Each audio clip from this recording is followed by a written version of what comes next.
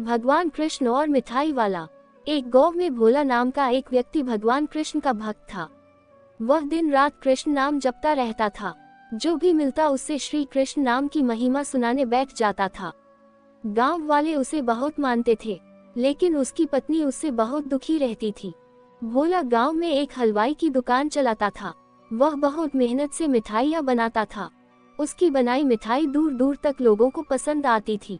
कुछ लोग उससे हरे कृष्णा करके मुफ्त में मिठाई खा लेते थे। सुमित्रा, तुम इतने सीधे हो कि लोग तुम्हारा फायदा उठा लेते हैं।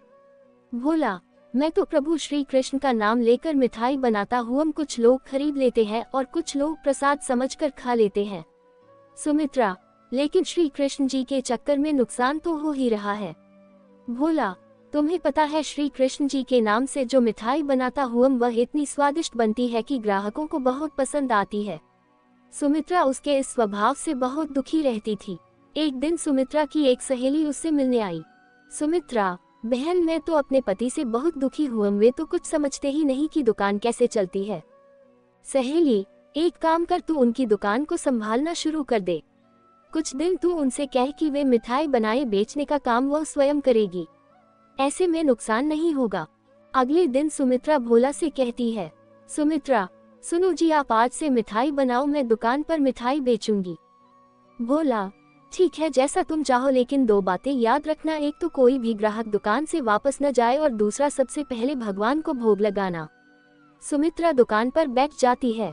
वह पूजा करती है, भगवान का भोग भी लगाती है। उसके बाद उसके पास ग्राहक आने लगते हैं। पहले के दिनों की तरह उसकी मिठाई खूब बिकने लगती है। तभी एक बूढ़ा आदमी दुकान पर आया। सुमित्रा, बाबा क्या चाहिए?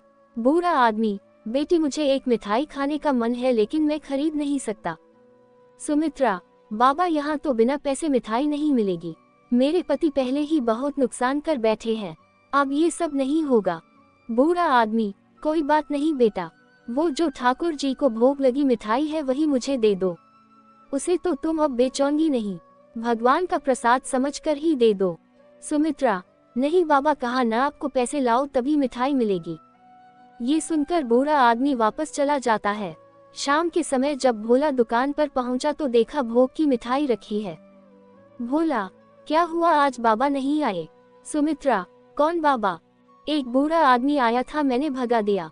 भोला, ये तूने क्या किया? जब से मैंने दुकान खोली है हर दिन वे बाबा आते हैं और भोग की मिठाई खाते हैं।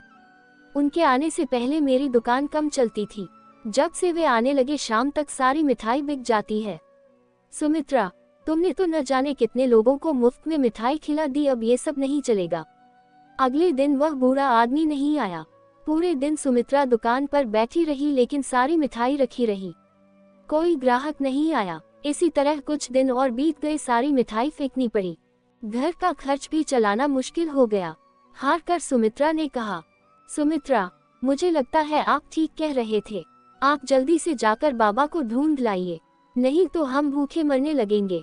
भोला, अब कहाँ मिलेंगे बाबा?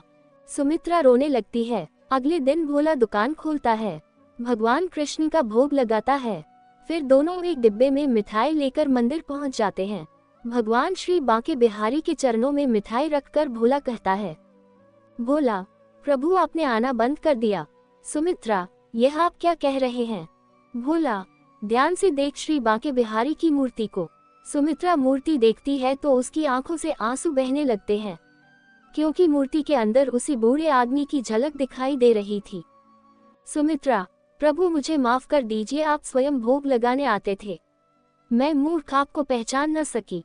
मंदिर से आकर भोला ने दुकान खोली, उसकी मिठाई पहले की तरह बिकने लगी।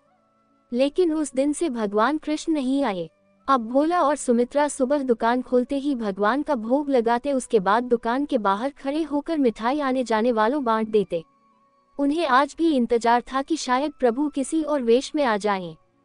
अगर आपको मेरी ये कहानी अच्छी लगी हो तो प्लीज मेरे चैनल को सब्सक्राइब कर देना, लाइक कर देना, शेयर कर देना और बेल आइकन को प्रेस कर देना। धन्यवाद।